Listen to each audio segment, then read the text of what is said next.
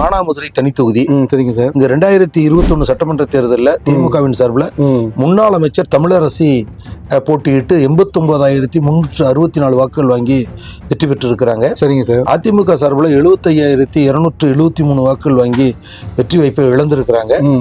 இங்கு திமுக கூட்டணி 14,091 வாக்குகள் கூடுதலாக பெற்று வெற்றி பெற்ற ஒரு தொகுதியாகும். சரிங்க சார்.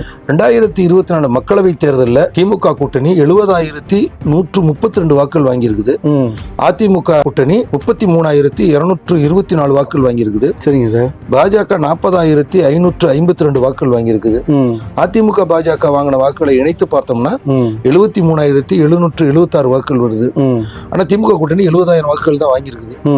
அதனால 2024 மக்களவை தேர்தலில் அதிமுக கூட்டணி 3,644 வாக்குகள் வந்து கூடுதலாக பெற்றிருக்கு. 2026 தேர்தல் கள நிலவரப்படி மானாமதுரை தனி தொகுதியில அதிமுக கூட்டணி வெற்றி பெறுவதற்கு வாய்ப்புகள் இருக்குது.